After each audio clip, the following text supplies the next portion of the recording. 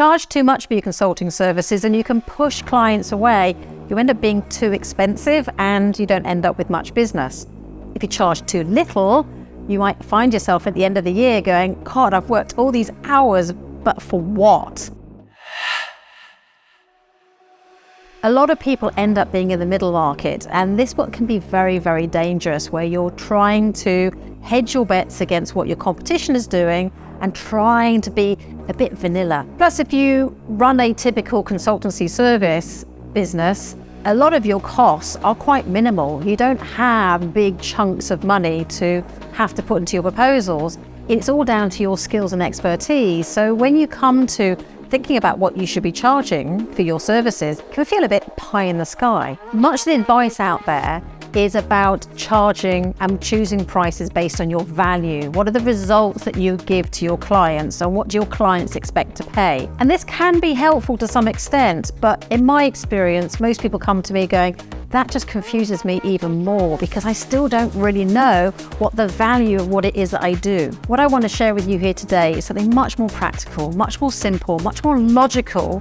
And when you actually get to see it, it becomes a mathematical formula that is so easy to work out.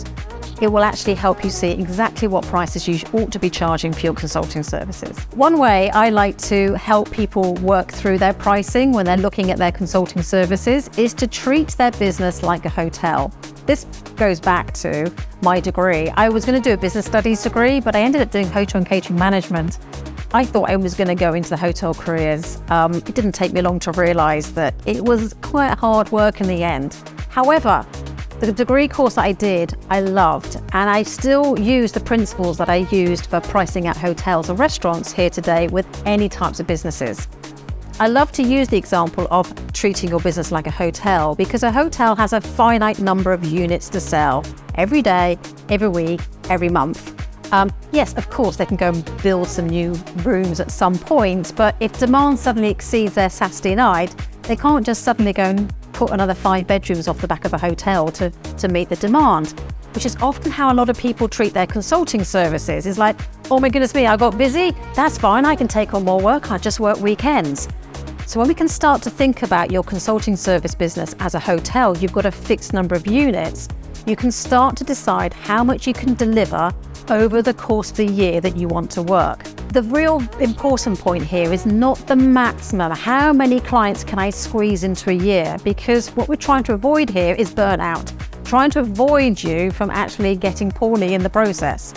I talk about optimum levels. What are the optimum levels of units that you can sell in a year that make you feel that you can deliver a brilliant service to your clients? You can be that deep, transformative relationship that you have with them. And you can have your Fridays off, or your Wednesday afternoons off, or not work weekends. Whatever flow you want to have to your year, it's about designing that year to make sure it fits in with the units that you sell. So think about optimal levels, not maximum, putting as much in as possible into your diary. What is the optimum level of units that you can sell? Sometimes it's quite worth doing this on a spreadsheet and actually getting a very basic spreadsheet and putting January through to December, deciding which months that you take off for holidays, which months are your quieter months. It might be December, August, for example, and then work out, well, how many clients can I onboard at any particular time?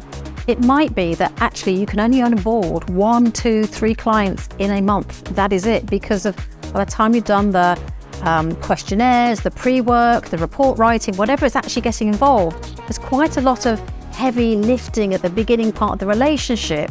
And then as you start to go down, it starts to get a little bit lighter. It's where most businesses tend to work. So if you start thinking about how many people you can onboard, and then you start going through the month, bearing in mind how long you're delivering, you start to get a real flow for how many units you can sell.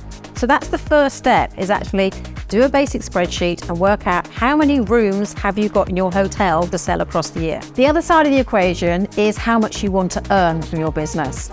Now, I know it's very easy to go, well, how much could I earn? What is my potential?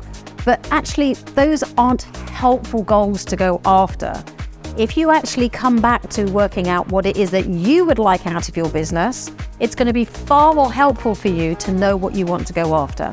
So how much money do you want to take home? How much money do you want for holidays? What do you want to put in your pension savings pot? Whatever that amount might be, you add some tax to it, you add your cost, that's how much you need to sell. So look at the side of that equation of how much money you would like to make from your business and turn that into a revenue goal. That's the other side of the equation. So now we've got two figures. We have the optimal number of units that you have to sell, and then you have the amount that you would like to earn from your business. It then becomes a simple maths equation.